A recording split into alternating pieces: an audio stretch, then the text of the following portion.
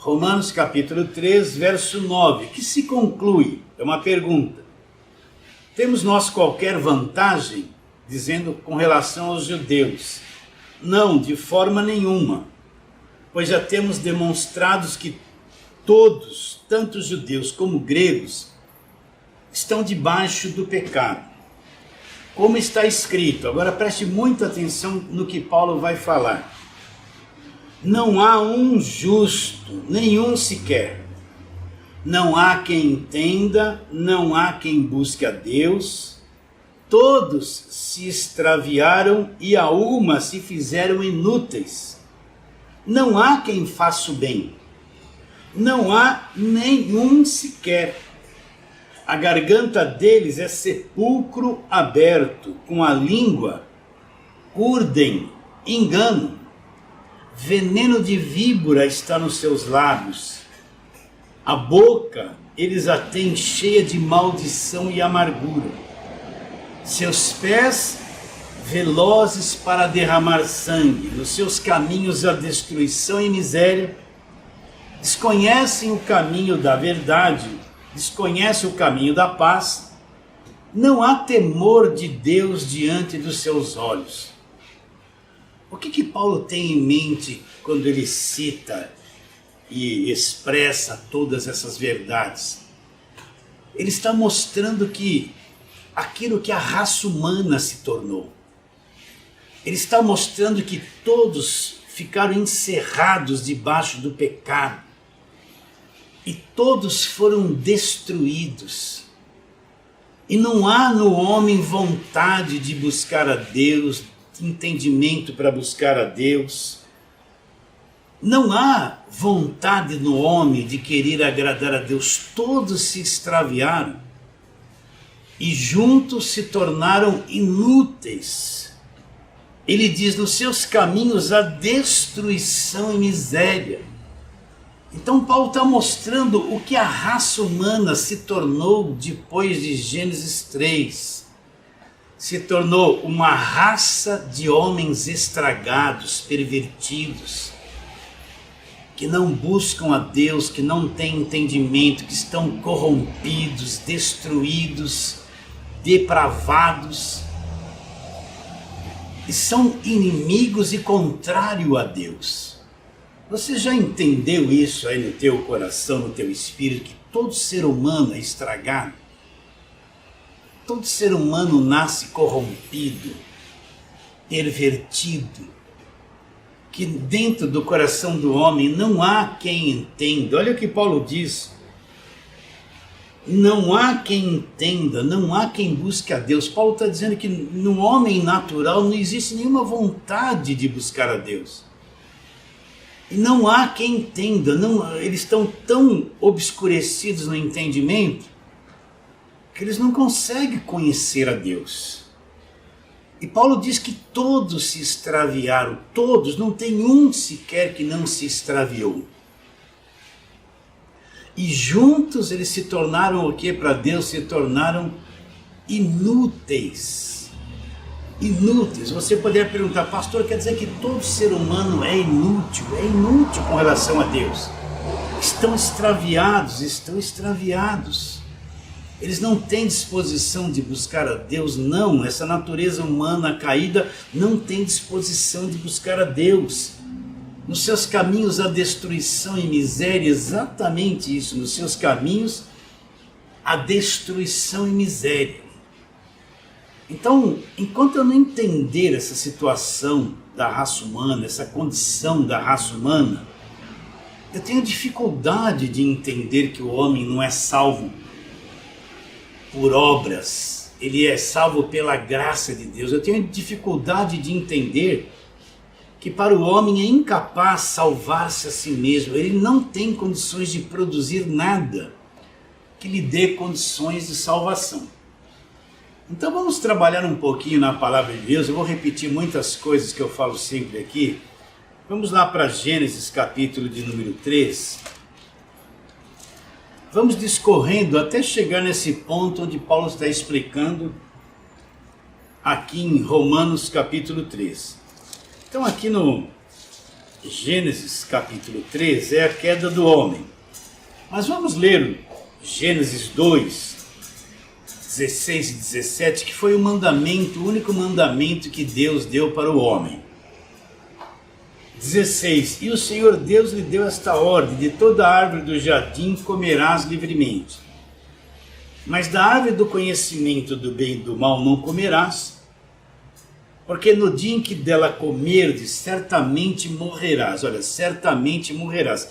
Então Deus havia criado todo o nosso planeta, os animais, os peixes, os céus, as estrelas, a lua, o sol. Depois formou o homem do pó da terra, lhe soprou nas narinas o fôlego da vida. O homem foi criado à imagem e semelhança de Deus e o homem passou a ser alma vivente. E Deus deu todo o planeta na mão do homem para o homem administrar e sujeitar toda a criação debaixo da sua autoridade. E só deu um mandamento para o homem. Deus pôs lá no jardim a árvore do conhecimento do bem e do mal. E Deus disse: olha, não coma desta árvore, você pode se alimentar de todos os frutos. Tinha muita abundância de alimento. Mas desta árvore aí do conhecimento do bem e do mal, você não pode comer. Eu só estou te dando este mandamento. Porque se você comer, certamente você vai morrer.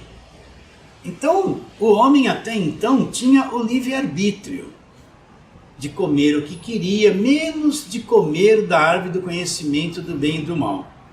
E qual foi a escolha que eles fizeram? Eles foram lá, você vai ler aqui que a serpente mais sagaz que todos os animais selváticos que Deus havia criado, chegou num diálogo com a mulher e induziu ela a comer o fruto. Verso 6. Vendo a mulher que a árvore era boa para se comer, agradável aos olhos, desejável para dar entendimento, tomou-lhe do fruto, comeu e deu ao seu marido, ele comeu, e abriram-se então os olhos de ambos, e percebendo que estavam nus, coseram folhas de figueiras e fizeram cintas para si. Até aí.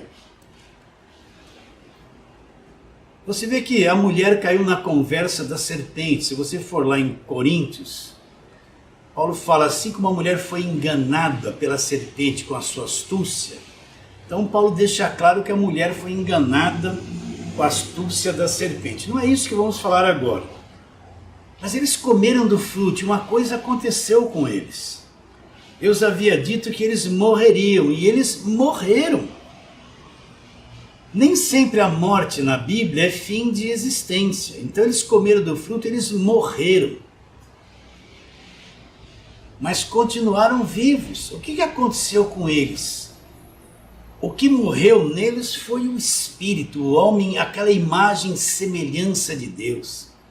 O homem, quando comeu do fruto, ele passou por uma mudança de destruição muito grande. Aquele corpo antes do pecado, aquela mente antes do pecado, aquela alma antes do pecado, foram destruídas, entraram num processo de morte. Então o homem por dentro, ele morreu, ele foi afetado, espírito, alma e corpo. O corpo do homem foi mudado. Paulo fala isso lá em Romanos, que o corpo do homem passou a ser um corpo sujeito à morte, um corpo do pecado. O mundo emocional do homem, o mundo mental do homem foi totalmente destruído. E aquele sopro de Deus, aquela imagem e semelhança de Deus que Deus transferiu para dentro deles, morreu. Então ali o homem perdeu a imagem e semelhança de Deus. Esse casal aqui foram destruídos, uma natureza de trevas invadiu a vida deles. Uma escuridão enorme começou a viver lá dentro no espírito deles. A mente do homem foi alterada e destruída. E o homem se tornou um ser pecador. O que é pecador? Geralmente a pessoa pensa pecado é cometer algum erro do lado de fora. Não, pecador é que o homem se tornou destruído, estragado, depravado. Mente destruída, mundo emocional destruído. Imagem e semelhança de Deus destruídos. O mundo emocional do homem passou a ser um desastre. Você pode ver que a primeira emoção que se manifestou no homem, ele teve medo de Deus. E aqui diz que abriram-se os olhos E eles, percebendo que estavam nus, coseram folhas de figueiras. O que é esse abrir olhos? Eles não tinham olhos abertos? Claro que tinham. Eles tinham comunhão com Deus, eles tinham uma visão do mundo espiritual tranquila, aberta, uma visão aberta para Deus, para o mundo de Deus. Mas quando eles comeram do fruto, essa visão se fechou. Os olhos deles foram abertos para o mal, para o que é terreno, para o que é pecado, para o que é sofrimento, para aquilo que é doença, para aquilo que é morte. Se fechou para uma coisa e se abriu para outras. Então, você tem que entender que esse primeiro casal ele se tornou um casal destruído, contaminado. Entrou o vírus da morte neles. Você está entendendo? Tudo isso para explicar lá Romanos capítulo 3. Vamos trabalhar até chegar lá. E você sabe esse processo todo, eles se estragaram, se tornaram pecadores. Pecadores é esse estado de morte que eles se encontram, porque eles são assim, eles vão produzir um monte de coisas erradas. Então eles se tornaram essa destruição, essa corrupção. A mente do homem foi alterada. Vou te dizer de novo, a mente do homem foi obscurecida. Foi destruído, o mundo emocional do homem foi destruído, a morte entrou neles, o corpo do homem foi extremamente alterado. O corpo do homem está sujeito à morte, vai voltar ao pó porque a morte entrou no corpo do homem. Então o homem, depois que ele comeu do fruto, ele ficou muito distante daquilo que ele era antes de comer do fruto. Aquele capítulo 1 e 2 de Gênesis, que o homem vivia sem pecado, depois que ele comeu do fruto, aquilo se distanciou anos-luz. Então toda a raça humana, esse casal ficou estragado. Eles geraram filhos e filhas, e esses filhos e filhas, foi transmitido a eles esse estrago. Por isso que todo homem que nasce, ele nasce morto, ele não nasce vivo espiritualmente. Ele nasce morto, destruído espiritualmente. Então os primeiros, eles geraram, recapitulando, eles geraram filhos e filhas, e esse estado de pecado que eles passaram a viver, eles transmitiram para os filhos e filhas, que contaminaram toda a raça humana veio desse casal, e eles estragaram a raça humana inteirinha. Olha, você sabe que os dois primeiros filhos que eles tiveram foi Caim e Abel. Vamos para o capítulo 4 aqui de Gênesis, para você ver como esses dois já nasceram, né? Você vai ver no começo do capítulo 4, coabitou o homem com a sua mulher e conseguiu Caim como filho, e depois veio Abel. E eles cresceram e fizeram ofertas ao Senhor. Verso 3, aconteceu que no fim dos tempos, trouxe Caim o fruto da terra, a oferta ao Senhor. Abel, por sua vez, trouxe das primícias do seu rebanho e da gordura deste. Agradou-se o Senhor de Abel e da sua oferta, ao passo que Caim e da sua oferta não se agradou. Irou-se sobremaneira Caim, descaiu o semblante. Então disse o Senhor, por que andas irado, por que descaiu o teu semblante? Se procederes bem, não é certo que serás aceito? Se todavia procederes mal, eis que o pecado jaz à porta, o seu desejo será contra ti, mas a ti cumpre dominá-lo. Disse Caim a Abel, seu irmão, vamos ao campo. Estando eles no campo, sucedeu que se levantou Caim contra Abel, seu irmão, e o matou. Olha já o primeiro filho que eles tiveram, como nasceu. O primeiro filho é Caim. Já nasceu estragado, já nasceu com potencial para matar o seu irmão. Adão e Eva transferiram a eles a morte que estavam neles. E Caim já nasceu violento, já nasceu contaminado, já nasceu, estou falando em palavras bem simples, já nasceu um fruto de uma destruição do pecado. Aí os dois foram fazer ofertas a Deus. Caim era lavrador, trouxe do fruto da terra, e Abel criava os animais, trouxe do fruto da sua cria. Deus recebeu a oferta de Abel, não vou entrar em detalhes nisso. e rejeitou a oferta de Caim. O que aconteceu com Caim? Olha como ele já... Esse foi o primeiro filho, olha como ele já trazia a semente maligna nele. Olha como ele já nasceu destruído, defeituoso, com uma mente tenebrosa, um estado emocional tenebroso. Ele ficou irado e o que ele fez? Ele elaborou um plano, vou matar meu irmão. Deus aceitou a oferta dele, não aceitou a minha, ficou irado e em seguida, olha o primeiro filho como já nasceu estragado, defeituoso, maligno. Já foi matar Abel, que era seu irmão, porque Deus havia aceito a oferta de Abel. Então olha o problema que o casal já começou a ter logo nos 2 primeiros filhos. Um matou o outro. E por que um matou o outro? Deus disse, você vai comer do fruto, certamente você vai morrer. E eles morreram. Passaram por essa mudança, a morte entrou neles. E quando eles geraram os filhos já nasceram totalmente contaminados, estragados, com potencial de um matar o outro. Vamos para frente. Aí no capítulo 6, olha, aqui é o começo da raça humana. No capítulo 6 a terra já estava cheia de violência. O ser humano se multiplicou, não é? E já havia bastante gente na terra e eram tudo violentos. Olha o que Deus diz no capítulo 6 de Gênesis, para você ver como a coisa vai se multiplicando.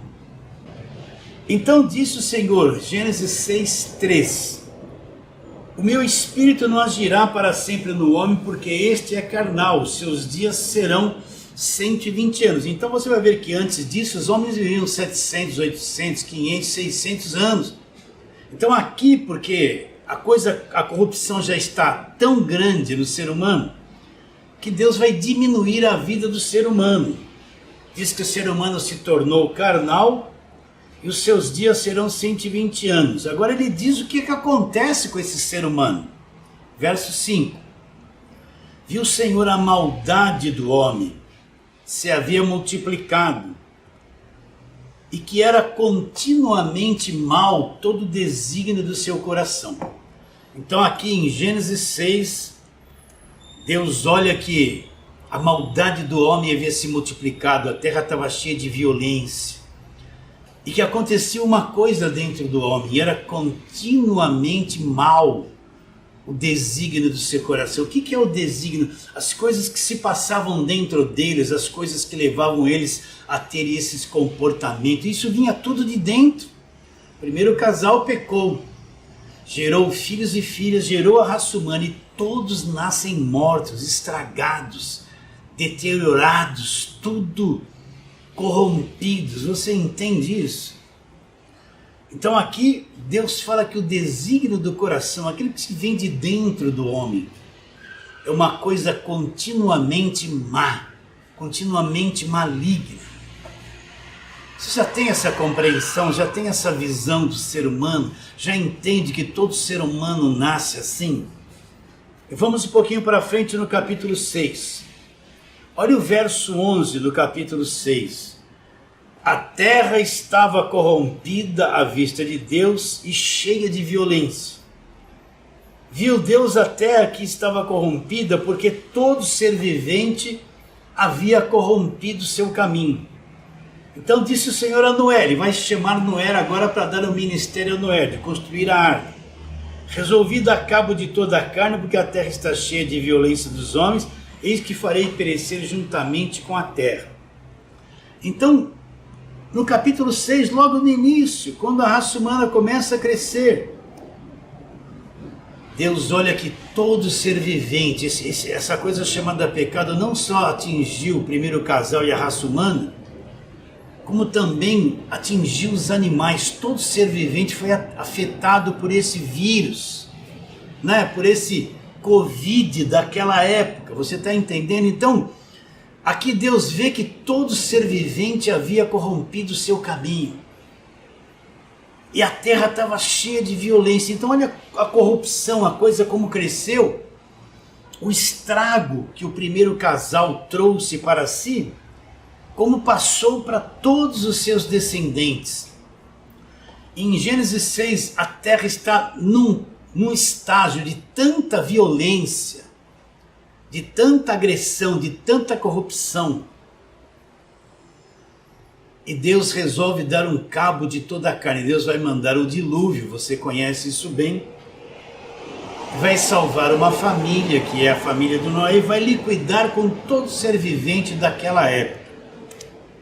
Vocês estão vendo? O primeiro casal se estragou, morreu, se corrompeu, gerou filhos e filhas, corrompidos como eles. O primeiro filho já matou o segundo. Depois eles foram se multiplicando. Em Gênesis 6, a quantidade de homens já havia crescido na terra e a terra estava cheia de violência, todos corrompidos, todos estragados, todos afetados, e Deus vai pôr um fim em todos eles, vai preservar uma família que é a família de Noé. Jeremias 17, nós vamos encontrar Jeremias falando uma coisa interessante, que convém nos atentar para isso. Então, Jeremias 17, Jeremias está vendo que o pecado está reinando em toda a nação, que está todo mundo corrompido, estragado.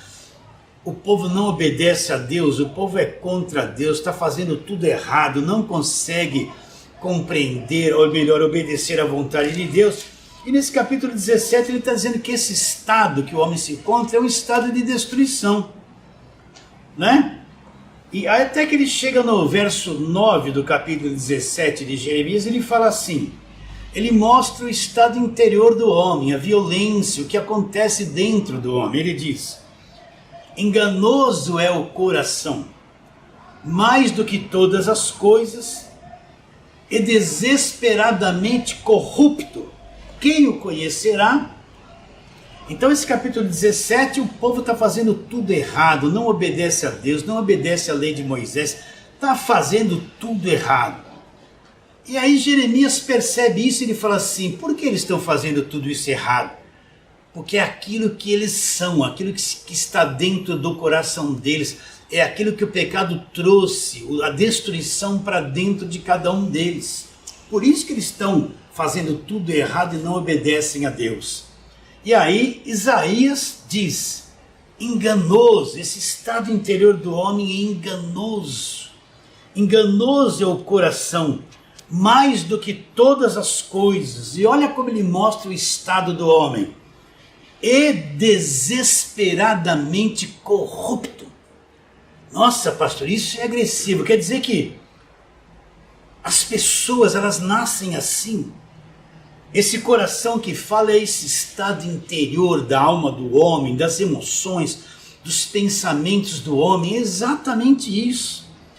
Então, Isaías está dizendo que o homem se comporta como um destruidor, faz tudo errado, esse mundo está num caos, há mais destruição do que qualquer coisa. Por quê? E no tempo ali de Jeremias o povo não obedecia, fazia tudo que era contrário a Deus. Por quê? Porque esse estado interior do homem é enganoso, enganoso é o coração do homem. É desesperadamente corrompido. Olha, presta atenção na expressão. Enganoso é o coração do homem e desesperadamente corrupto. Um desespero de tão defeituoso que é, desesperadamente corrupto. Então todo ser humano nasce assim, todo ser humano é assim. A carne não gosta de Deus, não há quem entenda, não há quem busque a Deus. Todos se perderam, esse mundo é um caos de perdição, o ser humano é um caos em destruição. Não tem jeito, ele não quer Deus, ele não busca Deus, ele não tem interesse em Deus. Todos se extraviaram e juntos se tornaram o quê? Se tornaram inúteis. Falando do coração do homem, vamos ver uma coisa que Jesus revela lá na frente. Vamos ver lá, Mateus capítulo de número 15. Tudo isso para explicar Romanos 3, onde nós estamos. Então Mateus capítulo de número 15. Esse capítulo 15 aqui, eu não vou ler todo. Vamos explicar. No verso 1 diz assim: então vieram de Jerusalém a Jesus alguns fariseus e perguntaram: por que transgride os teus discípulos a tradição dos anciãos? Pois não lavam as mãos quando comem. Olha a preocupação, os discípulos não lavavam as mãos quando comiam, então vem os fariseus, os religiosos. Olha, eles estão transgredindo a tradição dos anciãos, pois eles não lavam a mão antes de comerem. Para você ver o que a religião faz, a religião cria tanta tradição, oprime e controla tanto a vida das pessoas, e torna as pessoas tão mortas na religião, que eles estavam preocupados se os discípulos lavavam a mão antes de comer ou não, que a tradição dos anciãos tinha que lavar as mãos antes de comer. Então Jesus diz assim: por que vocês também transgridem o mandamento de Deus por causa da vossa tradição?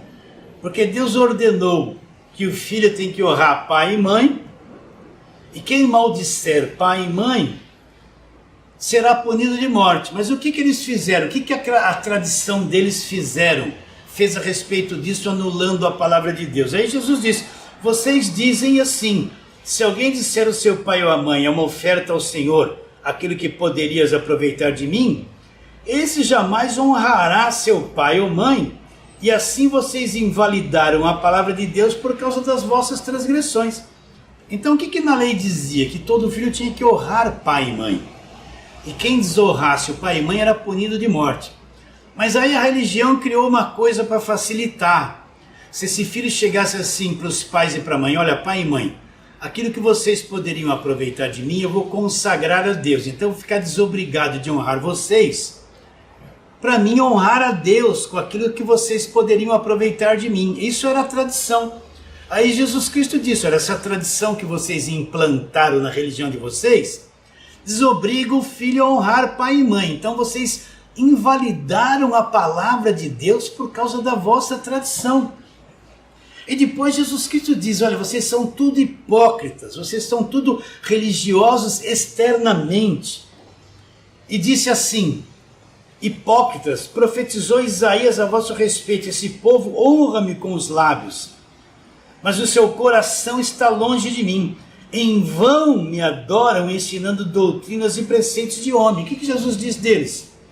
Eles eram religiosos, se preocupavam muito com as tradições, com a aparência, com a roupa, mas o coração deles estava longe de Deus. Eles eram todos hipócritas. Eles, com as suas tradições, invalidaram a palavra de Deus. Então, quantas coisas que nós vemos no meio da igreja que se diz evangélica, que são tradições e invalidaram a palavra de Deus. Tantas falsas doutrinas, principalmente quem está na velha aliança. Eles invalidam a graça de Deus, dizendo que a pessoa tem que pagar um preço para alcançar a salvação. E Jesus Cristo disse que eles faziam isso porque ensinavam doutrinas de homens. Agora Jesus convoca a multidão diante deles e diz uma coisa interessante: o que contamina o homem não é o que entra pela boca dele, mas é o que sai do coração deles. Isso é o que contamina o homem, né? E se ausentou. Depois os seus discípulos perguntaram: Senhor, o que o Senhor quis dizer com isso? Então, a partir do verso 16, Jesus vai trazer uma revelação daquilo que Isaías 17:9 fala. Enganoso é o coração mais do que todas as coisas e desesperadamente corrompido, né? Então Jesus responde: vocês também não entenderam?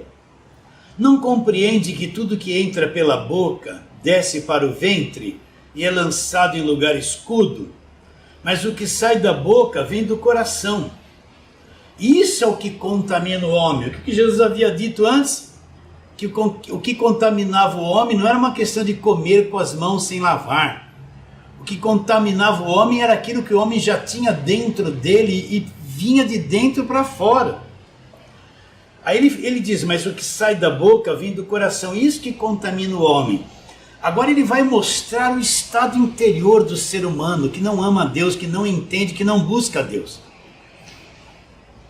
Porque do coração do homem procede os maus desígnios, os homicídios, os adultérios, a prostituição, os furtos, os falsos testemunhos, as mentiras, as blasfêmias. São estas coisas que contaminam o homem, e não o comer sem lavar as mãos.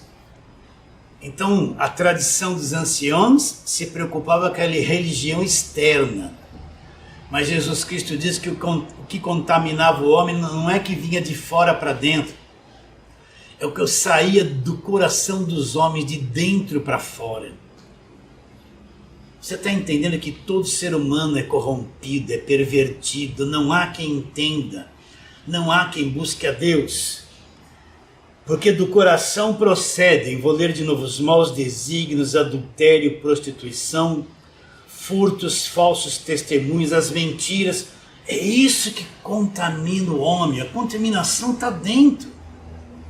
Enganoso é o coração do homem, desesperadamente corrompido. Quem o conhecerá? É só você olhar para você. Sei que você é salvo, você está na graça de Deus, mas quantas coisas estranhas a tua carne projeta.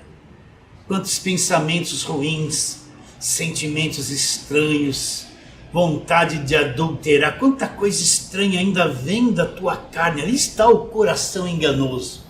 Isso é o que contamina o homem, não o que vem de fora. Vamos ali para Marcos capítulo 7, ali a lista daquele que contamina o homem é maior. Tem outras coisas a mais, eu quero lê-las com você. É o mesmo comentário nesse capítulo 7 que nós já comentamos. Aí Jesus diz no verso 29, aliás, verso 20: o que sai do homem, isso que é o que contamina. Porque de dentro do coração dos homens é que procede lá os maus desígnios, a prostituição, os furtos, os homicídios, os adultérios, a avareza. O que é avareza? É o amor ao dinheiro, não é? Pastor, existe gente na graça cheia de avareza? Nossa, se existe. Quando eles estavam lá no sistema, eles davam todo o dinheiro deles para as pessoas, os dízimos, ofertas, faziam votos. Depois que eles descobriram que não precisam fazer isso, estão debaixo da graça de Deus, eles se fecham tanto, eles se tornam crentes na graça, mas avarentos. Eles não querem colaborar com nada, não querem dividir nada. Infelizmente, no meio da graça de Deus, tem gente que se tornou tão avarento, ele foi tão explorado lá no sistema, que ele veio para a graça, e ele não abre mais mão de nada, não tem um coração generoso para contribuir. Se tornou mesquinho, olha aqui, ó, a avareza. Vamos ler de novo. Não leve a mal que eu falei isso não, mas isso é verdade, viu meu irmão? O que sai do homem, isso é o que contamina, porque de dentro do coração dos homens é que procede os maus desígnios, a prostituição, os furtos, os homicídios, os adultérios, a avareza, as malícias, o dolo, a lascívia, a inveja, a blasfêmia, a soberba e a loucura. Ora, todos esses males vêm de dentro do homem e o contaminam.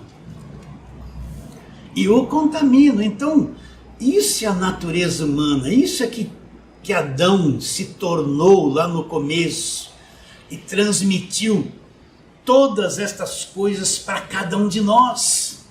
Então, nós quando nascemos, me desculpe meu irmão, nós não nascemos salvos. Eu sei que no meio da graça tem comentário aí que diz que você já nasce salvo, mesmo predestinado você já nasce salvo. Não, nós não nascemos salvos. Nós nascemos ainda perdidos. E nesse percurso é que nós entendemos o Evangelho da graça de Deus, nascemos do alto e somos salvos. Já está predestinado isso. Mas quando nós nascemos, mesmo nós que estamos na graça, nós herdamos tudo aquilo que veio de Adão. Entende? Mesmo que nós nascemos depois da cruz, ainda a gente nasce debaixo daquele pecado de Adão. E aí, quando nós encontramos Cristo e cremos nele, aí se cumpre o Evangelho da graça de Deus na nossa vida. Tudo que aconteceu na cruz de Cristo, e nós somos salvos. Jesus não veio morrer aqui para nos salvar das obras da carne. Ele veio nos salvar 100%. Tá bem claro? Você pode discordar disso, você é livre.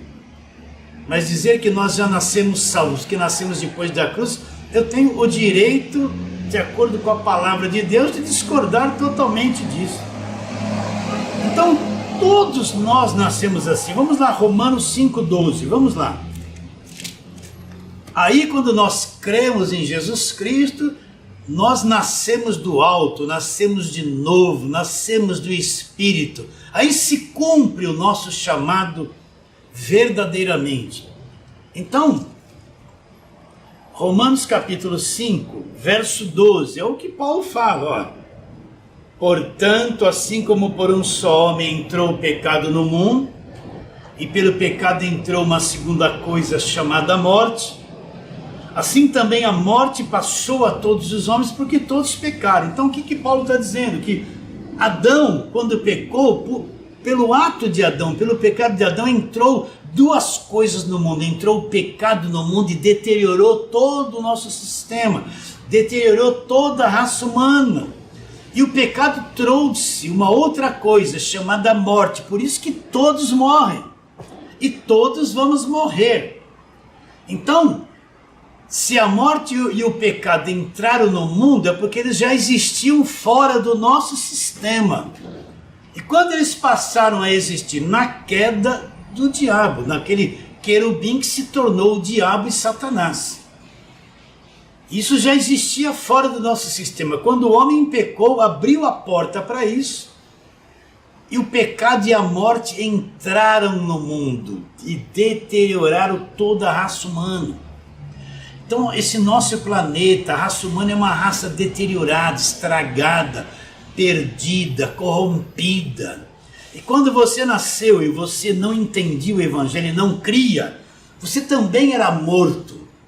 Mas o dia que você creu em Jesus Cristo, então você foi ressuscitado dos mortos. Teu espírito ressuscitou, acordou, cumpriu-se a predestinação, a eleição, o teu chamamento na sua vida. E você saiu dessa condição que você herdou de Adão. Ah lá, porquanto, assim como por um só homem entrou o pecado no mundo, e pelo pecado a morte, ela passou essa destruição para todos os homens, porque todos pecaram. Você entende? Então, isso que todos se tornam, esses pecadores que todos se tornam, esse estado de depravação que todos se tornam, que nós herdamos de Adão, isso não busca Deus, isso não quer saber de Deus, não tem motivação, a carne não tem motivação de conhecer a Deus, de buscar a Deus. Você entende o que eu estou dizendo?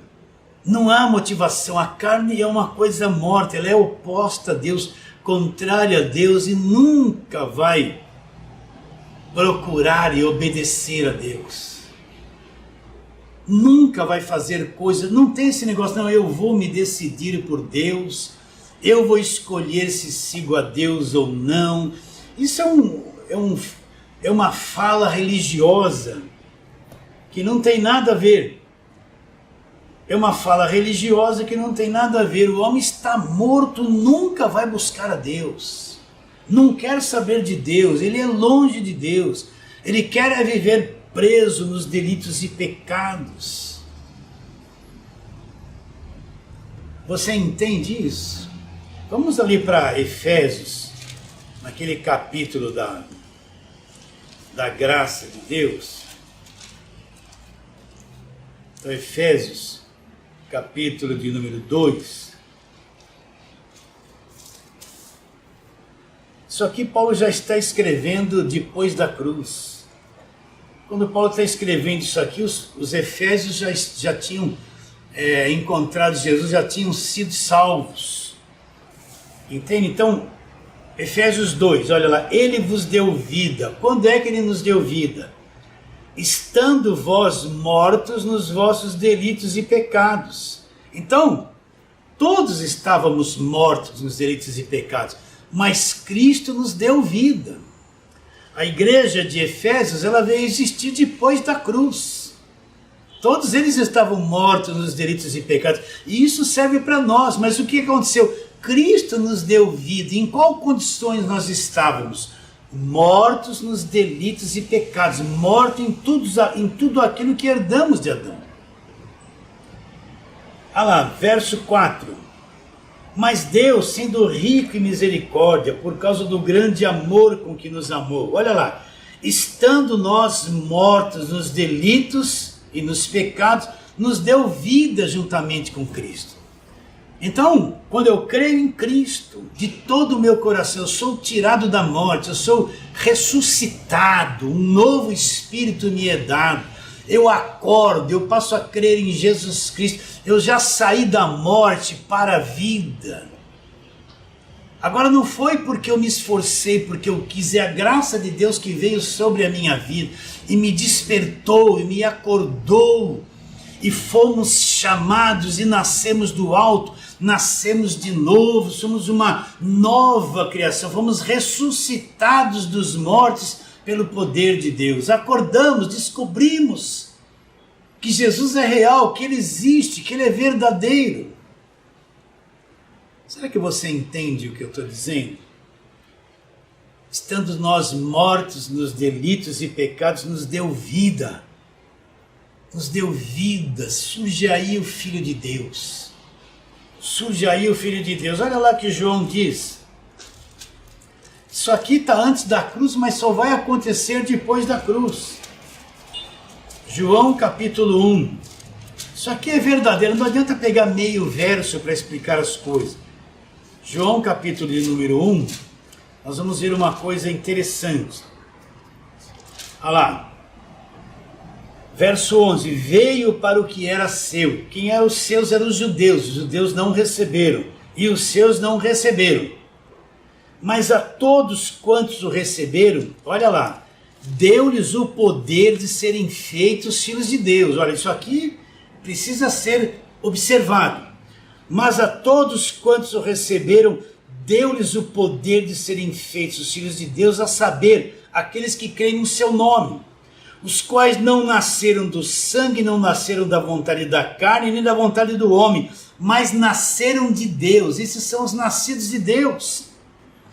Então, quando a pessoa crê em Jesus Cristo, recebe Jesus Cristo como único e suficiente Salvador, deu-lhes o poder de serem feitos filhos de Deus. É sinal que eles não tinham o poder de serem feitos filhos de Deus.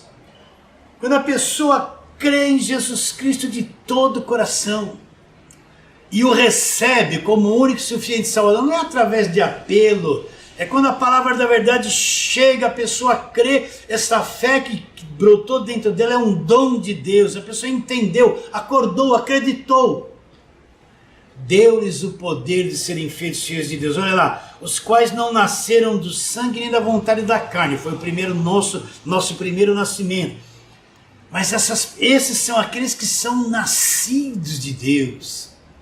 Então, quando a pessoa crê em Jesus Cristo pela graça de Deus, ela nasce de Deus. Ela não nasceu da carne nem do sangue, é um nascimento espiritual. Um novo espírito é dado, posto dentro dela. São pessoas nascidas de Deus. Você já nasceu de Deus, você entende a graça de Deus? Então você é um nascido de Deus. Você é um nascido de Deus. Você está entendendo o que nós estamos querendo dizer? E com relação à salvação? Eu quero que você fique bem claro e veja sobre essa nossa natureza humana e entenda. A natureza humana não quer Deus, ela não busca Deus. Vamos voltar lá, onde nós começamos, Romanos capítulo 3. Não há um justo sequer. Não há quem entenda, não há quem busque a Deus. O que Paulo está dizendo? Paulo já encontrou Jesus, já conhece o Evangelho. Então ele está mostrando o estado do ser humano. Não há quem entenda. Não há quem busque a Deus. Não há um justo sequer. Todos se perderam, todos extraviaram e juntos se tornaram inúteis. Pastor, o que o senhor quer concluir com isso? É que não há quem entenda, todos se tornaram inúteis. Se não é uma ação de Deus na mente da pessoa, se não é uma ação de Deus no coração da pessoa, no espírito da pessoa, na vida da pessoa, ela nunca vai entender o Evangelho da graça de Deus. Ela nunca vai buscar a Deus, ela está extraviada, ela é inútil. Não está no poder do homem se decidir se quer Deus ou não, se aceita Jesus ou não, se quer receber Jesus ou não. Não está no poder do homem, é Deus que faz brotar isso no coração do homem. E desperte, ressuscita o homem para si mesmo. E cria uma nova criação, que é a igreja. É uma ação de Deus, não é o quanto o homem foi convencido por outro homem, quanto apelo foi feito, quem quer aceitar Jesus, não, tudo isso são coisas inúteis. Mas é Deus, no devido tempo, Ele chama os seus escolhidos, ressuscita dos mortos, lhe dá um espírito novo, faz acordar. Tudo isso pela graça, não foi porque a pessoa produziu isso. Não foi porque a pessoa quis e ela decidiu, não tem decisão, não tem vontade própria do homem nesse quesito, é uma ação de Deus. Esses que, vamos voltar lá para Efésios capítulo de número 3,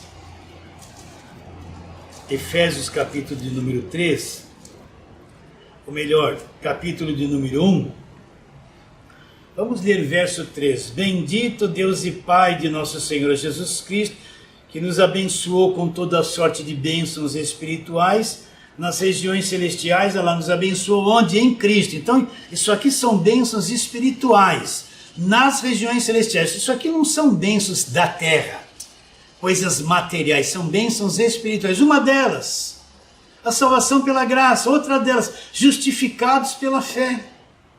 E nos lugares celestiais. Agora Paulo começa a mostrar isso, ó.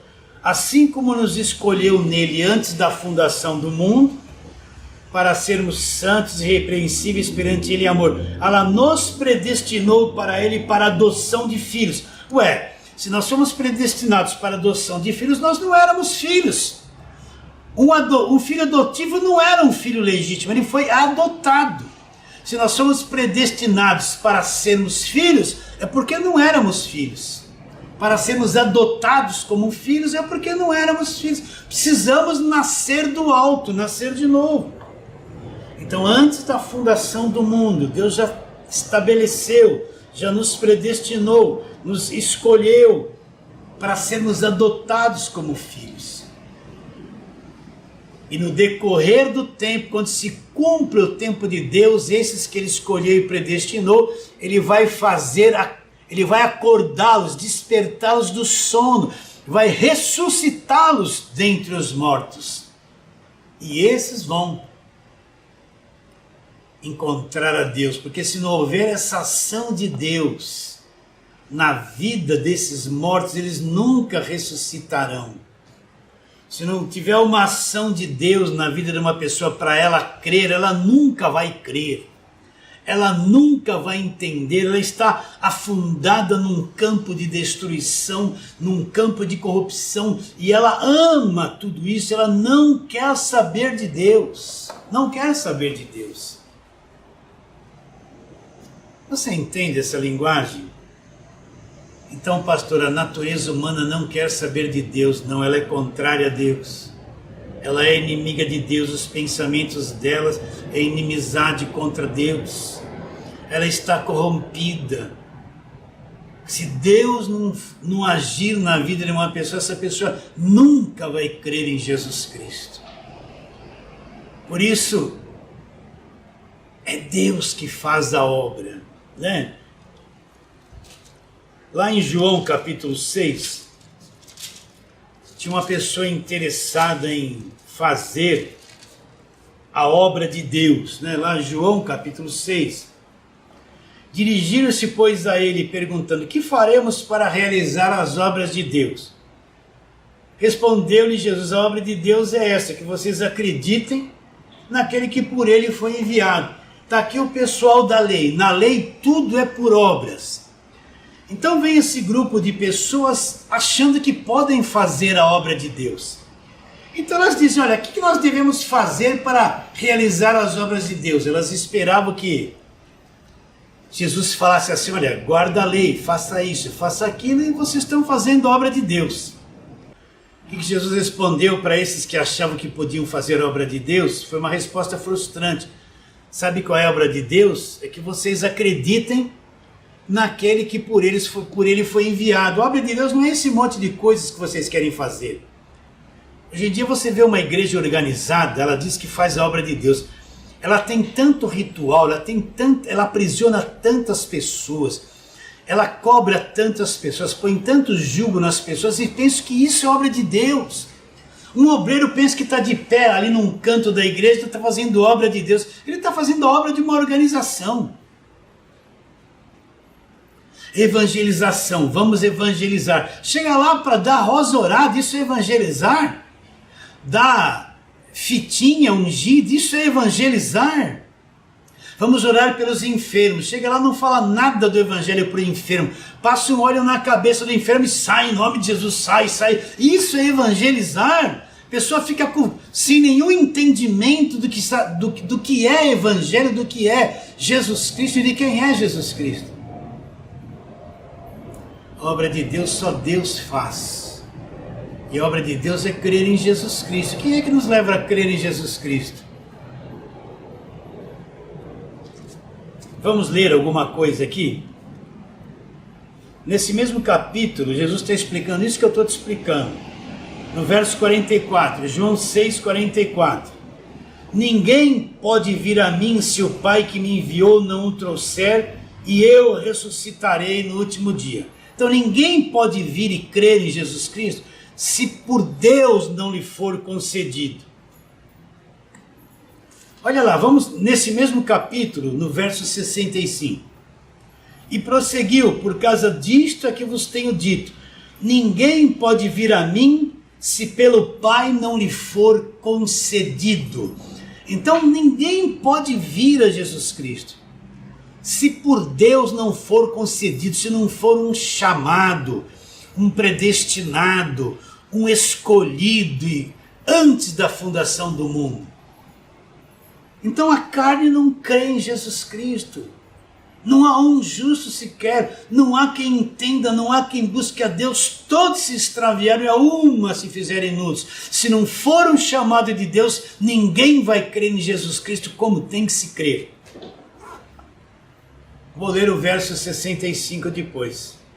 Por causa disso que vos tenho dito, ninguém poderá vir a mim se pelo Pai não lhe for concedido.